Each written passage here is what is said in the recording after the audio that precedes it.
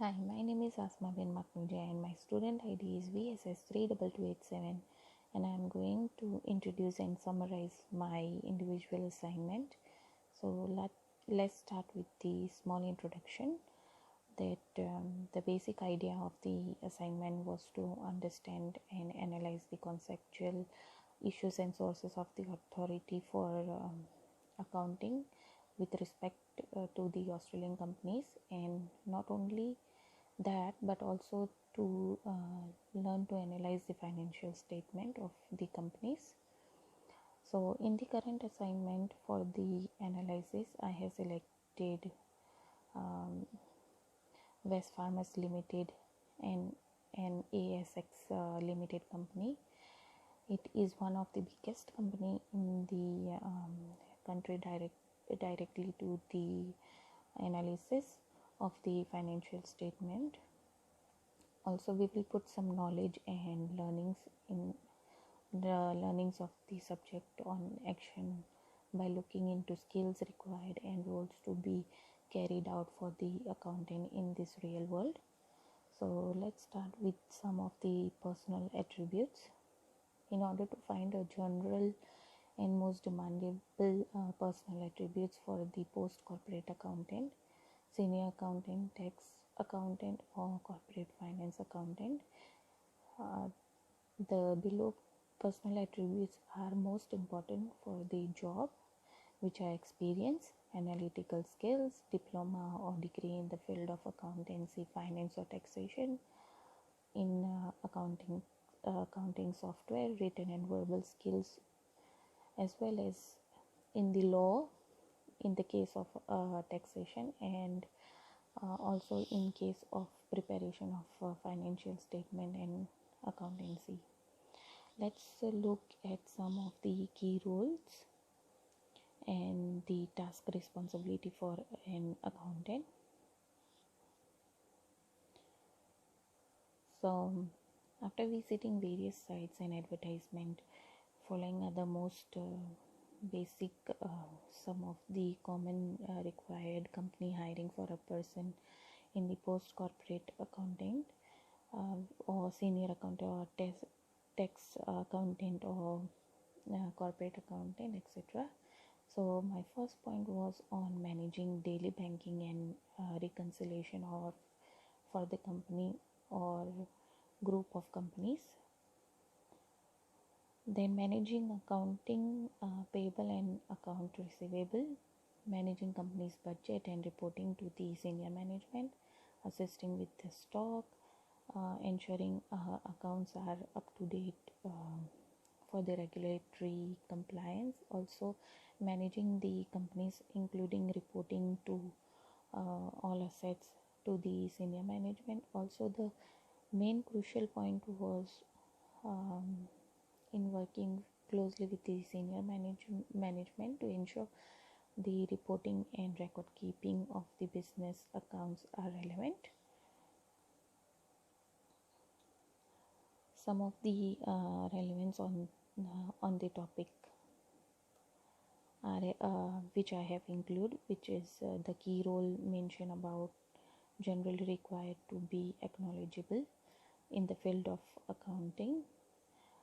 It must be in the transaction or maybe in the accounting standard, that is AASB, to analyze the financial statement, be able to evaluate financial accounting problems, and be able to solve it with the appropriate strategies, and also understand the corporate legislation. Also, even the role mentioned in the points and the learning outcome of the subject are pretty much good in hand to learn new things. So my fifth point was on skill, experience, and attribute for a corporate accountant. This course has helped us in numerous ways to become a successful accountant. To begin with, the course provide with the deep insight knowledge about the accounting treatment, assets, liabilities, share capital, and reserves. Also in income tax, and also in group structures. Whether a person will become a successful accountant or not, it will be determined with clarity that that the treatment of various transactions mentioned about, which this course give in detail, and not only has its own deep statement, which is the most important skill required. Thus the course provides all round package to not just become an accountant, but to become a skillful and knowledgeable accountant.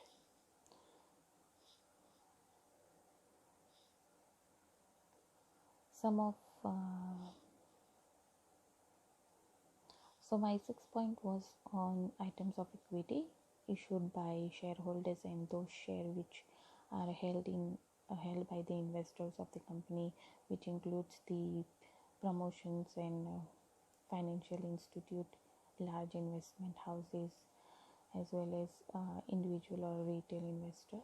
It reflects the monetary value of total share issued and subscribed. It will be valued as per face value, and it does not change with any change in the share price on the stock exchange. So moving on to accumulated losses and retained earnings. I have worked with the graph above, which shows the trend increasing and losses decreasing. In the losses, the company reported a healthy profit in the year 2018, and but in the 2019 it reported accumulated losses, and further in 2020 the accumulated losses increased and became in millions. So our sixth point was on reason for exclusion of the items for the income statement. So earlier all the expenses and all the income statements for the business was shown in the profit and loss statement, but with the introduction of the International Financial Reporting Standard IFRS, there have been certain changes in various ways in incomes and expenses, and are shown in the income statements. Now there are two statements. One is normal income statement and other one is the comprehensive income statement. The main reason behind bringing the amendment is to bring the uniformity in the books of account and in the financial statement all over the world, to make sure the company shows only those income which are actually released during the year, and which is directly related to the day-to-day businesses. So therefore basically certain items which are either not realized in the current year or are not in the direct relation with the business and business of the company are reported here, are only those income and expenses are to be reflected in the statement of profit and losses, which are released in the direct relationship with everyday business.